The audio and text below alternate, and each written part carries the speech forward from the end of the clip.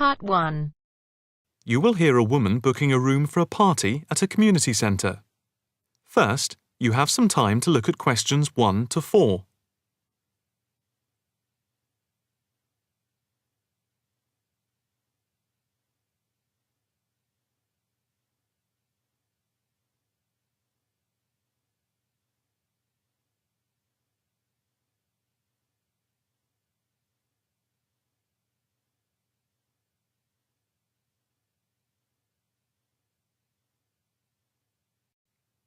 Now, the test will begin. You should answer the questions as you listen, because you will not hear the recording a second time.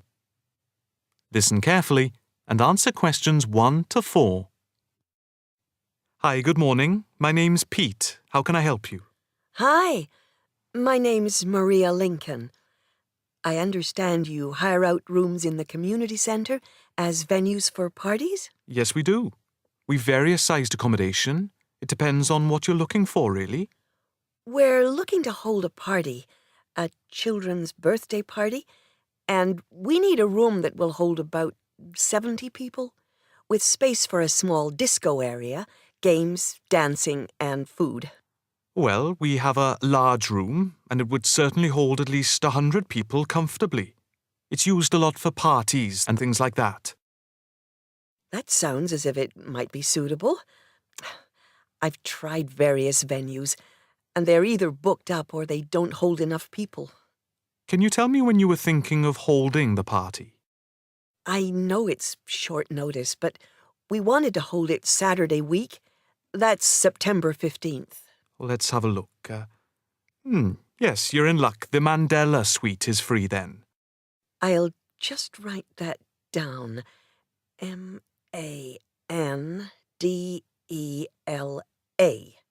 And the time. When were you thinking of holding it? In the afternoon, from 3:30 p.m. to 9 p.m. Yes, okay. There is no smoking on the premises, and we're only licensed to have soft drinks. That's okay. I think I'm happy to go ahead. Before you hear the rest of the conversation, you have some time to look at questions 5 to 10.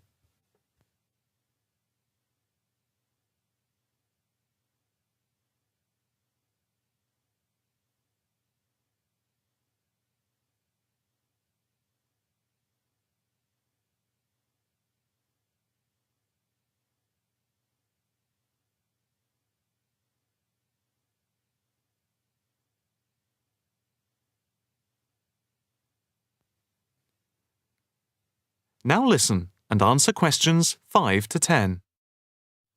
Can you just give your postcode? Yes, it's PA5 7GJ. Fine. And the flat and street number? It's flat number 40, and the street number is 35. Okay, so that's flat 40, 35 Beaches Street. Yes, that's right. And a contact number? My landline is 223279 with the code. But I'll give you my mobile number, which is 07897 293381. Okay, 293381. Can you tell me how much it will cost? It's quite reasonable, actually. It's £115 for the hire of the room, with tables and chairs. But if you want to hire disco equipment, we've got a basic system with speakers and other equipment for £25. But there is no technician around in case anything goes wrong. And of course, it's optional. That would save us carting something from home, but maybe we should bring a spare sound system just in case. We've never had any problem with the system, but you might not want to take any chances. What about catering? Well, we had thought of getting everyone bringing something. We have someone who can do catering for £9 a head, including the cake if required. That's handy, but it's a lot as we have a fairly tight budget. So, you want to go ahead with the booking? Yes, certainly. Okay. I need to take a deposit of £30, which is refundable. The balance needs to be paid 2 days before the event at the latest. Fine. You can cancel up to 2 days before, but after that you lose the deposit. We don't intend to cancel, but is there any insurance we can take out? Yes, there's a form here somewhere. How much? It's, let me see. It's only £9 for the 24-hour period, and that covers you for cancellation, damage, and injury. Well, at least we'd better have a look at it. How would you like to pay the deposit? Cash. I'll just give you a receipt. There you are. 10, 20, 30. £30. Maria Lincoln. Thank you very much. I'm really glad I found somewhere. We have been trying to book a place for the past 2 weeks, so thank you again, and bye for now.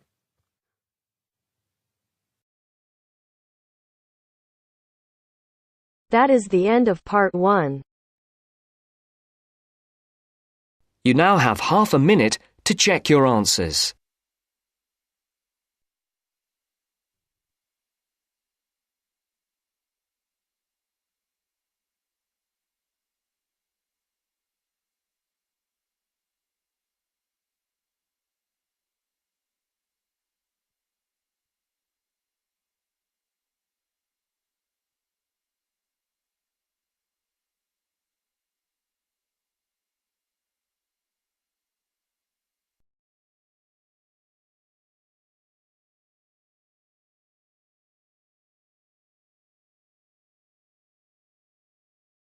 Now turns to part 2.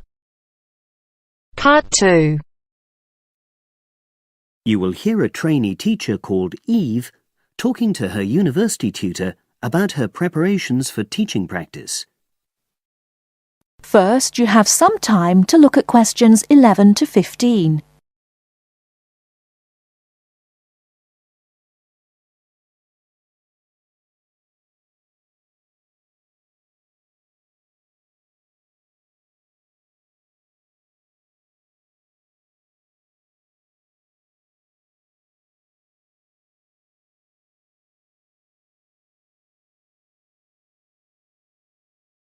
Now, listen carefully and answer questions 11 to 15. Hello, Eve. Come in and sit down. How's it going? Fine, thanks. I'm looking forward to my teaching practice next week. Good. Now, you've got 2 classes, haven't you? Year 3 and Year 6. Have you done your lesson plans? Well, I've decided to take the topic of renewable energy. I haven't done a lesson plan for Year 6 yet, but I thought I'd base their lesson on an example of very simple technology. So, I've brought this diagram to show you. I got it from the internet. Let's see. A biogas plant. So this is equipment for producing fuel from organic waste? Yes. The smaller container on the left is where you put the waste you've collected. Right, and from there it's piped into the larger tank. That's right. And that's slurry on the base of the larger tank. Right. And what exactly is slurry? It's a mixture of organic waste and water. So is that pipe at the bottom where the water comes in? Yes, it is. As the slurry mixture digests, it produces gas, and that rises to the top of the dome. Then, when it's needed, it can be piped off for use as fuel in homes or factories. It's very simple. I suppose there's some kind of safety valve to prevent pressure build-up? That's the overflow tank. That container on the right. As the slurry expands, some of it flows into that, and then once some of the gas has been piped off, the slurry level goes down again, and the overflow tank empties again. I see. Well, I think that's suitably simple for the age level it's for. I look forward to seeing the whole lesson plan. Thanks. And can I show you my ideas for the Year 3 lesson? Of course. Let's. Before you hear the rest of the talk, you have some time to look at questions 16 to 20.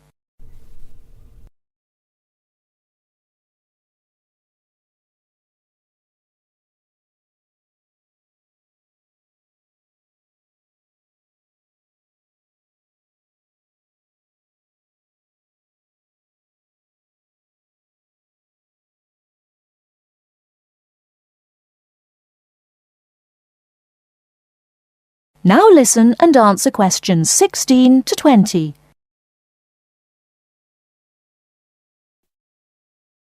I thought I'd introduce the topic by writing the word energy on the board and reinforcing the spelling and the pronunciation. Then I'll do a little mime, run on the spot or something, to convey the sense. I'd keep it brief at this stage. Yes, I will. Then I'll wipe the word off and write the question, where does energy come from? And see what the pupils come up with. Fine. I'd suggest that you just brainstorm at this stage and don't reject any of their suggestions. Yes, that's what I was going to do. Then I've produced a set of simple statements like energy makes cars move along the road and energy makes our bodies grow. There are 8 altogether. Are you going to give them out as a handout or write them up on the board? First, them up on the board and then I'll read them out loud. And I'll get the pupils to copy them out in their notebooks.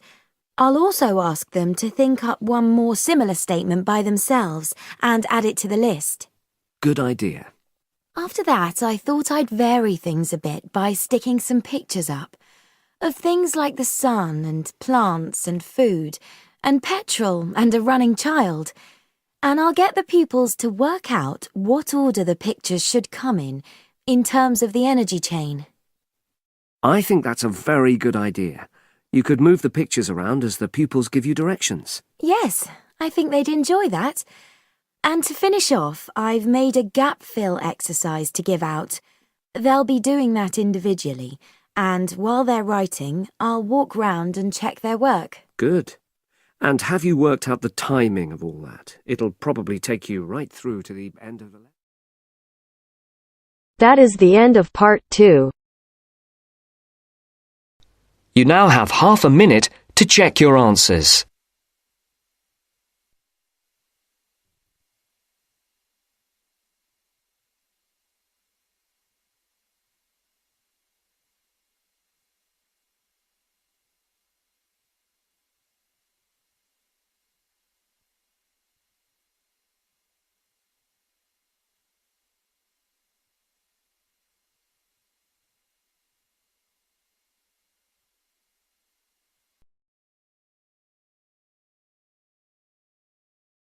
Now turns to part 3. Part 3. You will hear a discussion among 3 students who are organising an international film festival at their college.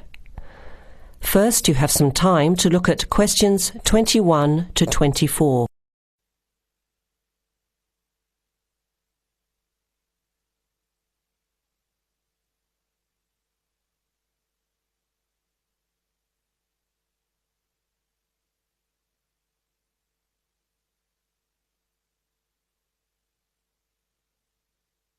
Now listen carefully to the first part of the discussion and answer questions 21 to 24.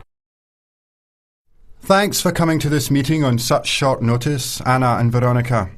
It looks like we have just become the organising committee for this year's International Film Festival. We've all just met, so perhaps we should start by an introduction with a bit of background from each of us. Okay, I'm Anna. I finished 3 years of a languages degree in Sweden, where I come from.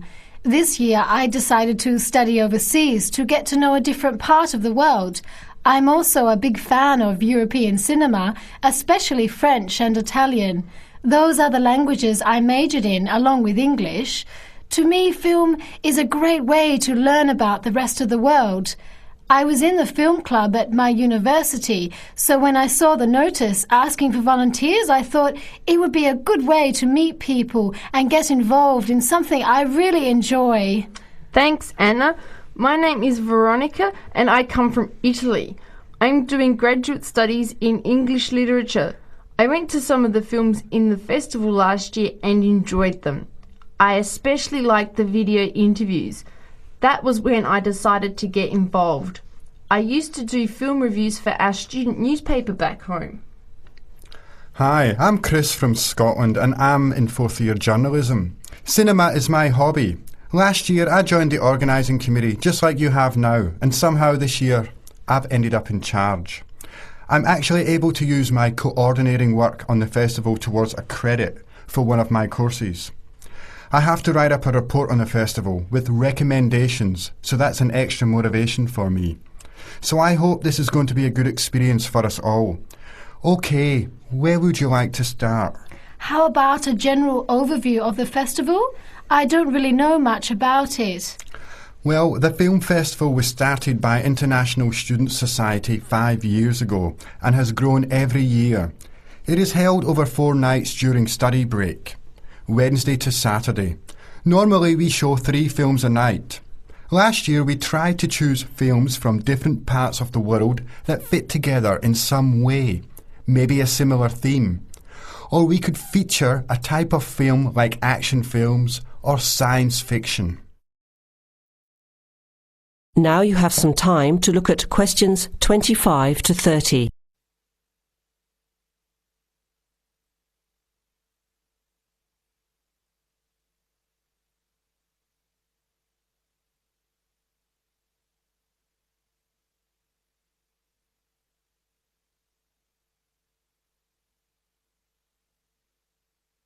Now listen to the rest of the discussion and answer questions 25 to 30. Who picks the films? It's up to us on the committee to decide. You mean we get to pick all the films ourselves? What a hard decision. There are so many to choose from. Well, that's the fun part. We have this catalogue of independent distributors. The films are listed by language and have a short summary. We just have to go through it to find a good combination of films that will attract an audience. Veronica mentioned something about interviews. How does that fit in?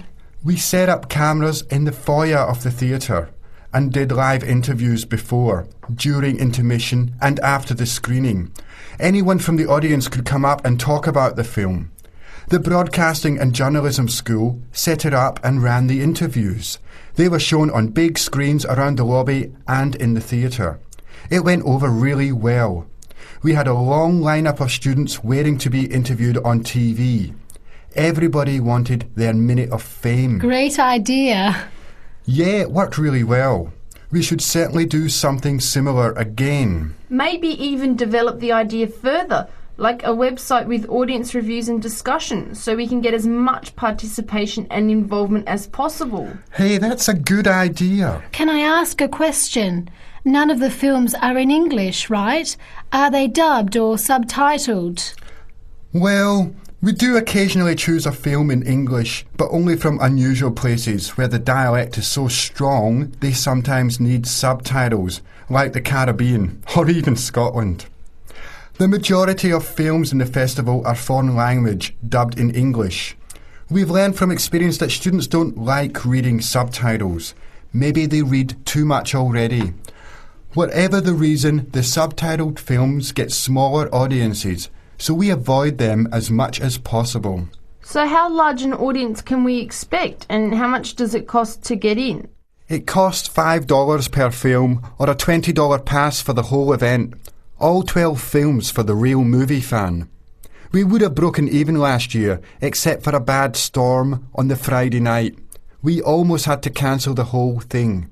But overall, we had a good turnout, more than 2,000 people in 4 days.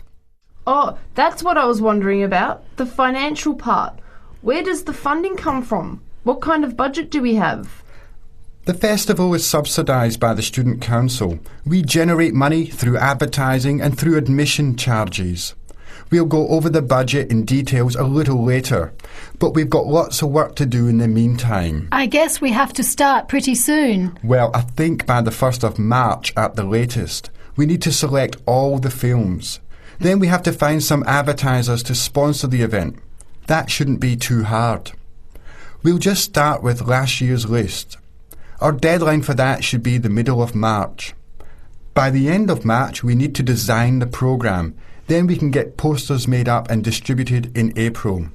Like you said, we need some clever promotion, something to generate interest and get people talking. We have 4 months to get ready. It should be enough time. OK, where do we start? Let's start by talking about films, since that is the best part, and see what we come up with. What was the best film you saw last year?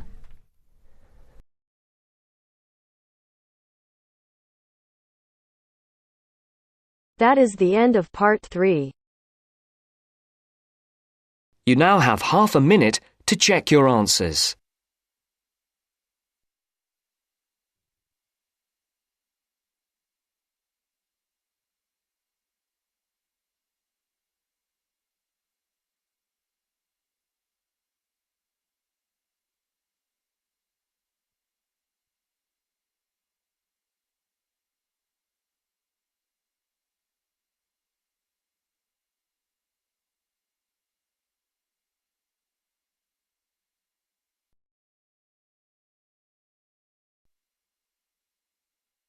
Now turns to part 4. Part 4 section, you will hear an introductory lecture to a course on Southeast Asia. First, you have some time to look at questions 31 to 40.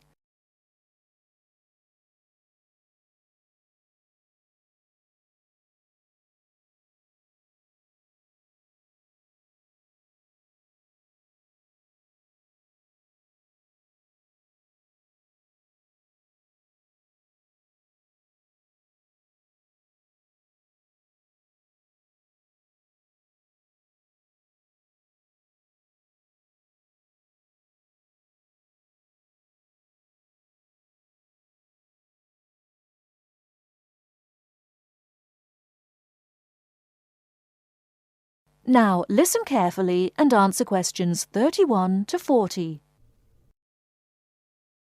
My name is Paul Stange.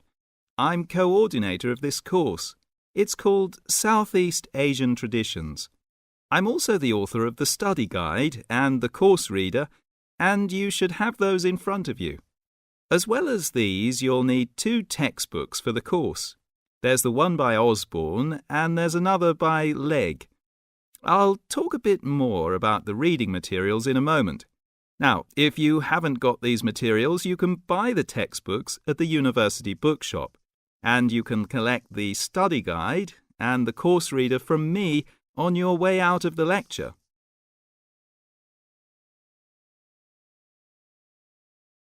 The purpose of this lecture is simply orientation. What I'm going to do is introduce myself, talk you through the course, and give you some additional advice, apart from what's contained in the study guide, on dealing with the various assignments for the course.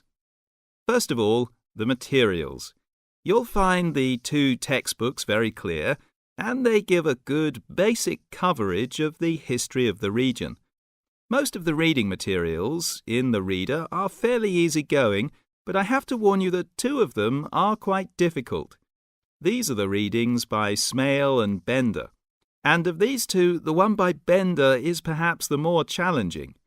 But don't let that put you off, because understanding these 2 readings is important to help you develop a clearer understanding of the cultures.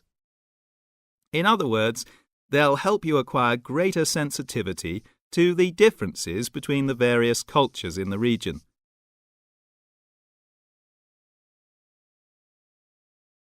Now, the course itself. The course has multiple aims. It's primarily a history course, but it's not only a history course. It is, in most respects, a cultural history course focusing on Southeast Asia. Nevertheless, the course is, as you'll see from the materials, an introduction to the Southeast Asian Studies component of the Asian Studies program. In looking at the cultural history of Southeast Asia, there are 2 major influences to be considered, the Chinese and the Indian. It's important not to forget the extensive influence that these 2 countries have had in the region. China has been trading throughout the region since at least the 6th century, so many of its cultural and social traditions have influenced the countries in the area, and religious practices from India have helped form today's culture. So we'll be looking for the links and the connections between traditional patterns and today's developments in the region. I think you can now begin to see how these past influences might form a background for the present-day social practices. And in the same way, this course will form a basis or background for second and third-year courses, with their focus on the modern period, and in particular, the economic and political situation of the region. So, that's the outline of the course. I'd like to go on now to look at what you have to do, your assignments and so on. That is the end of part 4. You now have half a minute to check your answers.